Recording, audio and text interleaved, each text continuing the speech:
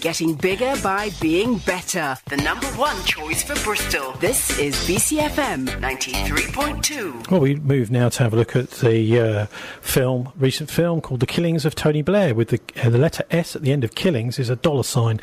This has been crowdfunded and is being presented by George Galloway. Great pity that our media can't do this kind of thing. But anyway, let's have a listen now to the first clip, which is looking at the style of government that Tony Blair brought in when he was elected for the first time in 1997. What we see developing very early in the Blair administration is the kind of tactics that one associates with emperors or rulers of one sort or another who are non-democratic. They sort of just had a party in which dissent really wasn't tolerated. No decisions were made in the cabinet. It didn't operate as a cabinet in the way that constitutional theory says it should. People would turn up and it was a sort of little chat.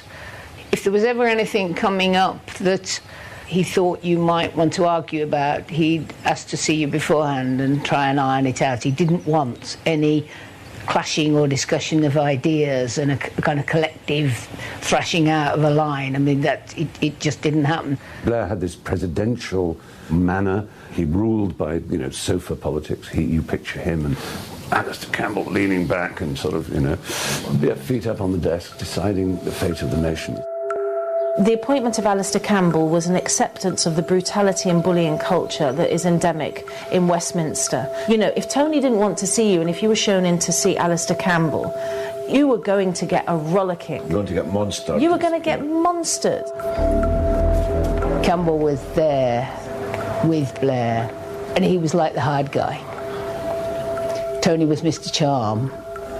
Campbell could be rude and rough and swear, and so they were like a duo, Mr. Tough and Mr. Nice, but shoulder to shoulder.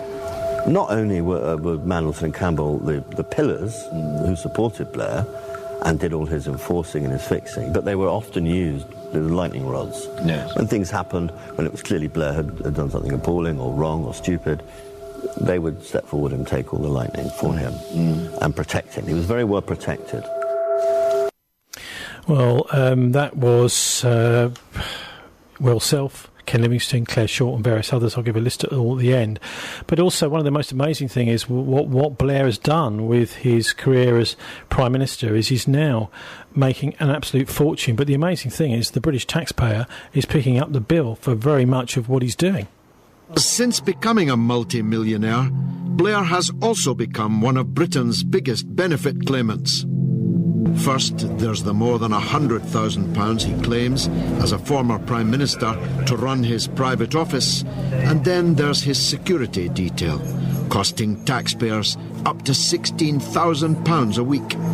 8 police officers accompany Blair as he crisscrosses the globe, while others guard his houses. He is unable to walk down a street in Britain without heavy police protection. His house here in London is guarded by members of the Metropolitan Tactical Firearms Support Unit 24/7. I mean, the idea that the public purse is funding Blair's security to run what are, in fact, commercial operations around the world is an outrage. But he needs an armed guard for a reason. JP Morgan paid him off for the Iraq War. He was then paid $6 million every year and still is from JP Morgan 6 months after he left office. The man is a war criminal! War criminal! Tony Blair! War criminal! Tony Blair! That was the Chilcot report, where some people weren't very happy with Mr. Blair, managed to make a little protest at the time. But then also we have the actual 2003 itself, and where Blair tells us that this is a great opportunity, invading Iraq and getting rid of this evil dictator, to reorder the world. This is a moment to seize. The kaleidoscope has been shaken. The pieces are in flux. Soon they will settle again. Before they do, let us reorder this world around us.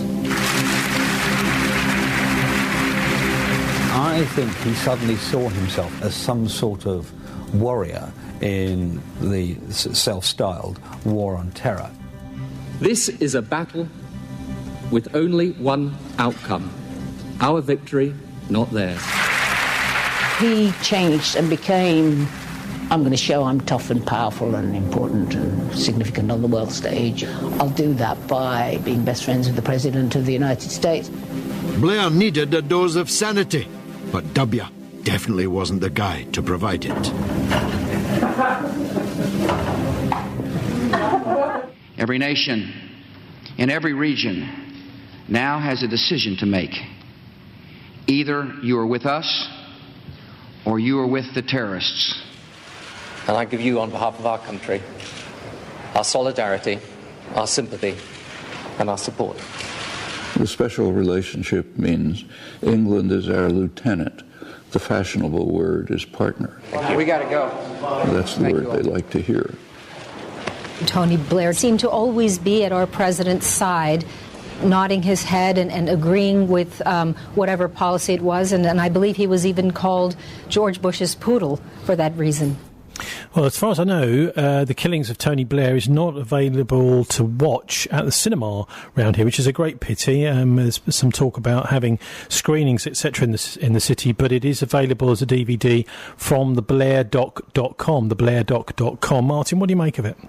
They seem to be doing a pretty good job of pointing out the blindingly obvious, which is that Blair is a wrong-un in every possible way that you can imagine. To be Prime Minister for this sort of specific purpose? Because it does sound like that. Both he and Gordon Brown went to the US before they were elected as Labour leaders in order to promise the Americans that they would be absolutely on side with whatever they wanted to do.